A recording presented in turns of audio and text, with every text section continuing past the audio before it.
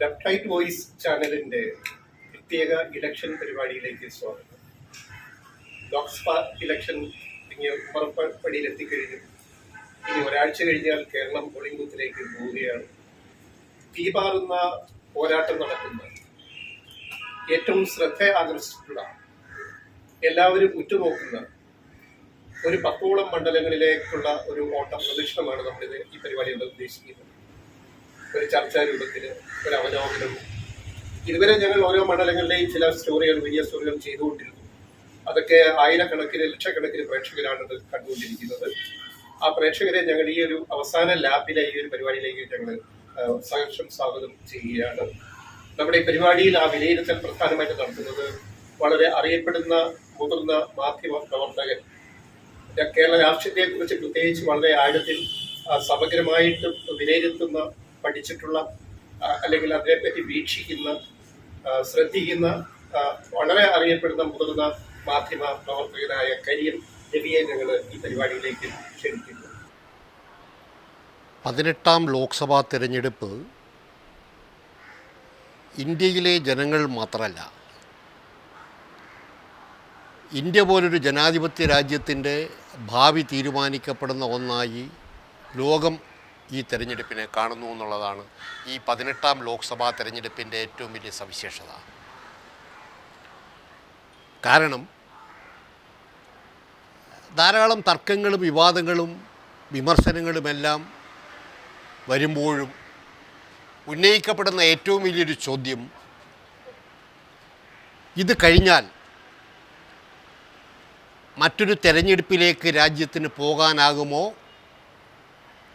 അതോ ഈ നിലവിലുള്ള ജനാധിപത്യ സംവിധാനങ്ങളിലും ഈ വ്യവസ്ഥകളിലും മാറ്റങ്ങൾ വരുമോ? ഈ സന്ദേഹങ്ങൾ ഉന്നയിക്കുന്ന ധാരാളം ആളുകൾ രാജ്യത്തും പുറത്തുമുണ്ട്. രാജ്യത്തിന് പുറത്തു തന്നെയുള്ള ധാരാളം രാഷ്ട്രീയ വിശാരദന്മാർ ഈ പ്രശ്നങ്ങൾ ഇതിനകം തന്നെ ഉന്നയിക്കപ്പെട്ടിട്ടുണ്ട്. ഒരു പൊതുതെരഞ്ഞെടുപ്പിലേക്ക് പോകുമ്പോൾ കേരളം പോലൊരു സംസ്ഥാനം ശരിക്കും പറഞ്ഞാൽ ഇന്ത്യയുടെ തെരഞ്ഞെടുപ്പ് രാഷ്ട്രീയത്തിൽ ധാരാളം പരീക്ഷണശാലകൾക്ക് വിധേയമായൊരു സംസ്ഥാനമാണ് കേരളം. പ്രത്യേകിച്ച് ഈ തിരുവനന്തപുരം പോലൊരു മണ്ഡലം. കേരളത്തിൽ ഏറെ ശ്രദ്ധിക്കപ്പെടുന്ന ഒരു മണ്ഡലമാണ് തിരുവനന്തപുരം.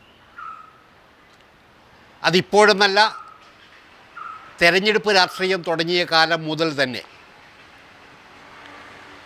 1952 ആദ്യ തെരഞ്ഞെടുപ്പ് നടക്കുമ്പോൾ ആ തെരഞ്ഞെടുപ്പിൽ മത്സരിച്ചത് ശ്രീമതി ആനി മസ്ക്രീനാണ്. സ്വാതന്ത്ര്യ സമര സേനാനിയായിരുന്ന ശ്രീമതി ആനി മസ്ക്രീൻ. അവരൊരു സ്വതന്ത്ര സ്ഥാനാർത്ഥിയായി മത്സരിച്ച മണ്ഡലമാണ് തിരുവനന്തപുരം. സ്വാഭാവികമായി അവരൊരു കോൺഗ്രസ് പ്രവർത്തകയായിരുന്നു എന്നത് ആരോടും പറയാതെ അറിയാം. ആ ആനി മസ്ക്രീനെതിരായി കോൺഗ്രസിൻ്റെ തന്നെ സ്ഥാനാർത്ഥി മത്സരിച്ചു 1952. 1952 ആനി മസ്ക്രീൻ 68,000 വോട്ടിൻ്റെ ഭൂരിപക്ഷത്തിൽ വിജയിച്ചയാളാണ്. എന്നാൽ അതേ ആനി മസ്ക്രീൻ 5 വർഷം കഴിഞ്ഞ് 1957 തെരഞ്ഞെടുപ്പിൽ ഇതേ മണ്ഡലത്തിൽ, തിരുവനന്തപുരം മണ്ഡലത്തിൽ ആകെ പിടിച്ച വോട്ട് 18,000 വോട്ടാണ്. അതുപോലെ 1952 മുതലുള്ള ചരിത്രം പരിശോധിച്ചാൽ ആനി മസ്ക്രീൻ കഴിഞ്ഞാൽ എസ് ഈശ്വരയ്യനെപ്പോലെ ഇന്ത്യ കണ്ട പ്രഗത്ഭനായ അഭിഭാഷകൻ 1957 ഈ തിരുവനന്തപുരത്ത് നിന്ന് വിജയിച്ച ആളാണ്. 1962 PS നടരാജപിള്ളയാണ് തിരുവനന്തപുരത്തു നിന്നും പാർലമെൻറ്റിലേക്ക് പോയത്. 67 ശ്രീ പി വിശ്വംഭരൻ. 71 വീണ്ടും ഇന്ത്യ മുഴുവൻ ശ്രദ്ധിക്കുന്ന ഒരു തെരഞ്ഞെടുപ്പായി തിരുവനന്തപുരം മാറി. നെഹ്റു മന്ത്രിസഭയിൽ വിദേശകാര്യമന്ത്രിയായിരുന്ന VK കൃഷ്ണമേനോനാണ് തിരുവനന്തപുരത്ത് സ്ഥാനാർത്ഥിയായി മത്സരിച്ചത്. അദ്ദേഹം മത്സരിച്ചത് കോൺഗ്രസ് സ്ഥാനാർത്ഥിയായല്ല, സ്വതന്ത്രനായാണ് മത്സരിച്ചത്. അദ്ദേഹത്തിനെതിരായി അദ്ദേഹത്തിനെതിരായി PSPയിലെ ദാമോദരൻ പോറ്റി സാറാണ് മത്സരിച്ചത്. ദാമോദരൻ പോറ്റി സാറ് നേരത്തെ കേരളത്തിൽ സ്പീക്കറായിരുന്നയാളാണ്. 977 വരെയുള്ള 52 മുതൽ 77 വരെയുള്ള തിരുവനന്തപുരം പാർലമെൻറ്റ് മണ്ഡലത്തിൻ്റെ ചരിത്രം പരിശോധിച്ചാൽ ഇടതുപക്ഷ പാർട്ടികൾക്ക് നിർണായകമായ സ്വാധീനമുണ്ടായിരുന്ന തിരഞ്ഞെടുപ്പുകളായിരുന്നു അവയെല്ലാം. ആനി മസ്ക്രീൻ മുതൽ 77 MN ഗോവിന്ദൻ നായർ വരെയുള്ളവരുടെ വിജയങ്ങളിൽ നിർണായകമായ പങ്ക് ഇടതുപക്ഷ പാർട്ടികൾക്കുണ്ടായിരുന്നു. എന്നാൽ 1980 മുതൽ ഈ തിരുവനന്തപുരത്തിൻ്റെ തെരഞ്ഞെടുപ്പ് രാഷ്ട്രീയ ചരിത്രം മാറി. അതിലേറ്റവും പ്രധാനപ്പെട്ട വിഷയം, മുമ്പ് കാലങ്ങളിലെല്ലാം 80കൾക്ക് മുമ്പ് കേരളത്തിൽ തെരഞ്ഞെടുപ്പ് രാഷ്ട്രീയത്തിൽ ഏറ്റവുമധികം ചർച്ച ചെയ്യപ്പെടുന്നത്, വിവാദമാകുന്നത് വളരെ പ്രധാനപ്പെട്ട രാഷ്ട്രീയ വിഷയങ്ങളായിരുന്നു. ഇന്നിപ്പോൾ രാഷ്ട്രീയ വിഷയങ്ങളുടെ ചർച്ച ലോപിച്ച് വളരെ ചെറുതായി മാറി. അതിന് ധാരാളം കാരണങ്ങളുണ്ടാവാം. അത്തരം രാഷ്ട്രീയ വിഷയങ്ങൾ ഈ കേരളത്തിലും ഇന്ത്യയിലും ഉയർത്താൻ കഴിയുന്ന ഒരു രാഷ്ട്രീയ നേതൃത്വത്തിൻ്റെ കുറവ് ഈ കേരളത്തിൽ ഉണ്ടായിട്ടുണ്ട്. ഒരു EMSന് പകരം വേറൊരു EMSനെ വെക്കാൻ നമുക്കില്ല. ഒരു K ദാമോദരന് പകരം മറ്റൊരു ദാമോദരനില്ല. ഈ കേരളത്തിൻ്റെ ഒരു രാഷ്ട്രീയ ചരിത്രം അതാണ്. ഒരു പനമ്പള്ളി ഗോവിന്ദമേനോന് പകരം വെക്കാൻ വേറൊരു പനമ്പള്ളി ഗോവിന്ദമേനോനില്ല. ഈ തിരുവനന്തപുരം മണ്ഡലം പട്ടം താണുള്ള തോറ്റ മണ്ഡലമാണ് ഈ തിരുവനന്തപുരം. എത്ര പേരറിയും? അങ്ങനെ ധാരാളം രാഷ്ട്രീയ ചർച്ചകൾക്കും വളരെ അതികായന്മാരായ രാഷ്ട്രീയ നേതാക്കന്മാരുടെയും വിജയത്തിനും വീഴ്ചകൾക്കുമെല്ലാം സാക്ഷിയായ ഈ തിരുവനന്തപുരം 980 മുതൽ പലതരത്തിൽ മാറി ചിന്തിക്കാൻ തുടങ്ങി. അതിലൊന്ന്, മതത്തിൻ്റെയോ ജാതിയുടെയോ സ്വാധീനം ഈ തിരുവനന്തപുരം ലോക്സഭാ മണ്ഡലത്തിൽ ശക്തിയായി എന്നുള്ളത് ആരും നിഷേധിക്കില്ല. 980 ശേഷം വന്ന തെരഞ്ഞെടുപ്പുകളിലെല്ലാം മാറിയും തിരിഞ്ഞും വിജയങ്ങൾ ആവർത്തിക്കപ്പെട്ടിട്ടുണ്ട്. ഇടതുപക്ഷ ജനാധിപത്യ മുന്നണി എന്ന് പറയുന്ന ഒരു രാഷ്ട്രീയ ധ്രുവീകരണ സംവിധാനം ഉണ്ടായതാണ് 1980 തെരഞ്ഞെടുപ്പ്. അതിനുശേഷം ഉണ്ടായ തെരഞ്ഞെടുപ്പുകളിൽ ഇടതുപക്ഷ പാർട്ടികൾക്ക് സ്വാധീനം ഉണ്ടാവുകയും ആ സ്വാധീനം കുറയുന്ന തരത്തിൽ മതത്തിൻ്റെയോ ജാതിയുടെയോ നിയന്ത്രണങ്ങൾ ഉണ്ടാവുകയും ചെയ്ത് മതമോ ജാതിയോ തെരഞ്ഞെടുപ്പിൻ്റെ നിയന്ത്രിതമായ ശക്തിയായി മാറുകയും ചെയ്ത ഒരു മണ്ഡലമാണ് തിരുവനന്തപുരം മണ്ഡലം.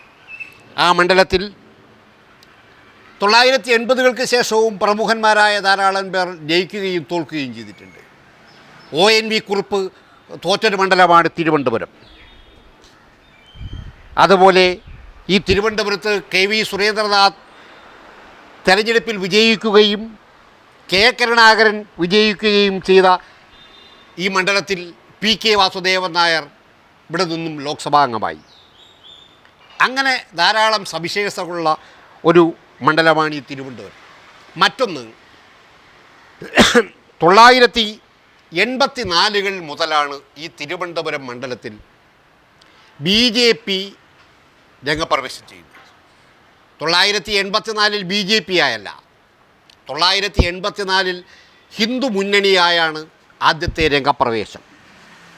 ആ 984 മുതൽ ഇന്ന് രാജ്യം ഭരിക്കുന്ന ഒരു കക്ഷിയുടെ വളർച്ചയും താഴ്ചയുമെല്ലാം തിരുവനന്തപുരത്തിൻ്റെ രാഷ്ട്രീയ മനസ്സിൽ ഈ രാജ്യം കണ്ട രാഷ്ട്രീയ മനസ്സ് പോലായിരുന്നില്ല.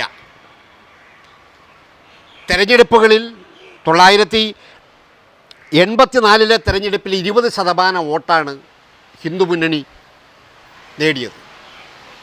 അതേസമയം ഏറ്റവും കൂടുതൽ വോട്ട് BJP നേടിയ ഒരു തെരഞ്ഞെടുപ്പ് 2004 ശ്രീ ഒ രാജഗോപാൽ 30% വോട്ട് നേടിയതാണ് ഈ തിരുവനന്തപുരം. അതേ സമയത്ത് തന്നെ ഇടയ്ക്ക് ചില തെരഞ്ഞെടുപ്പുകളിൽ വളരെ താഴേക്ക് പോകുന്ന അവസ്ഥയും ബി ജെ പിക്കുണ്ടായിട്ടുണ്ട്. ഇടതുപക്ഷ പാർട്ടികൾ ഈ തിരുവനന്തപുരം മണ്ഡലത്തിൽ അതുപോലെ തന്നെ താഴ്ന്നും ഉയർന്നും നിന്ന നിലവാരങ്ങളിൽ തെരഞ്ഞെടുപ്പിൽ മത്സരിച്ചിട്ടുണ്ട്.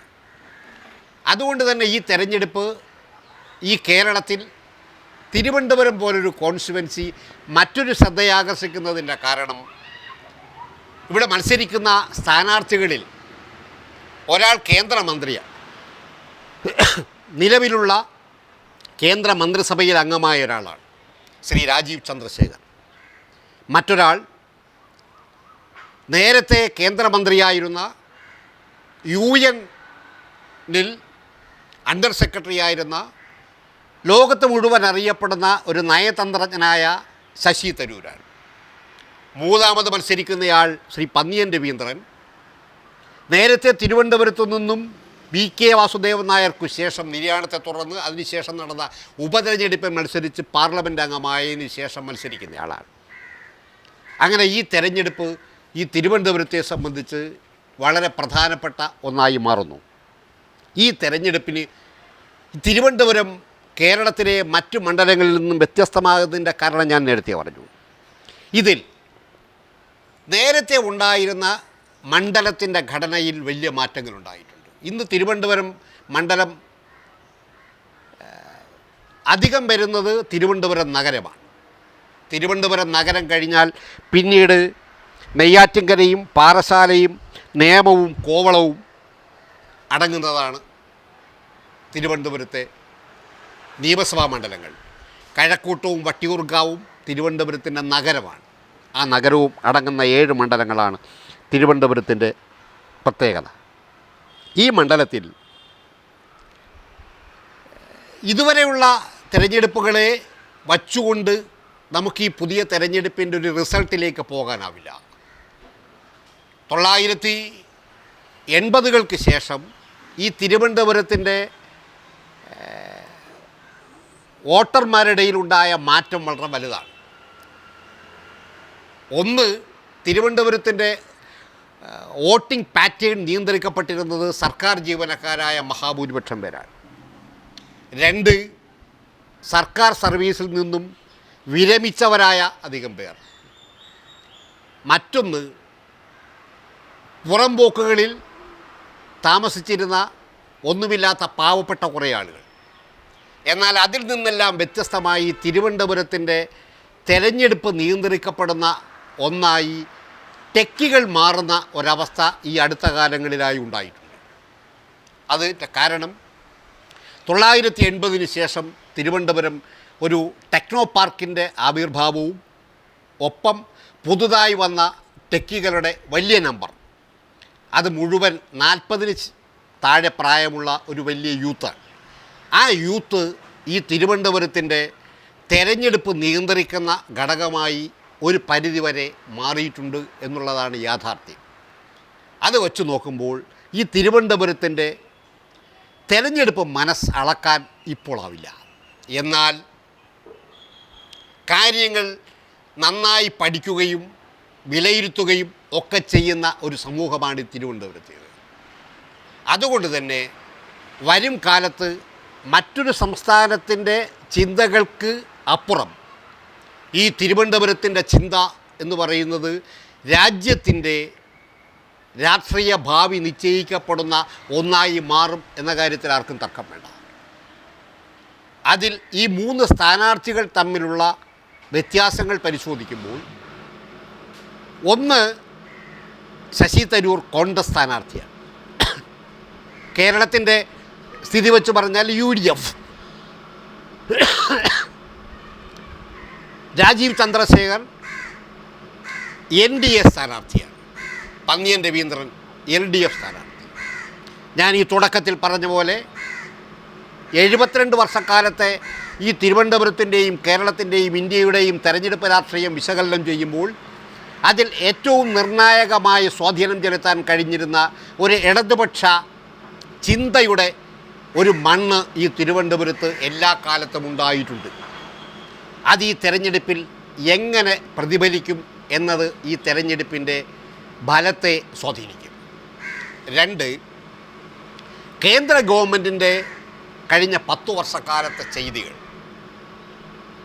അവർ ഈ കേരളീയ സമൂഹത്തിൽ, ഇന്ത്യയുടെ സാമൂഹ്യ ചരിത്രത്തിൽ എന്തെല്ലാം മാറ്റങ്ങൾക്ക് ശ്രമിച്ചിട്ടുണ്ട്, എന്തൊക്കെയായിരുന്നു രാജ്യത്തിൻ്റെ സാമൂഹിക ചരിത്രത്തിൽ വന്ന മാറ്റം,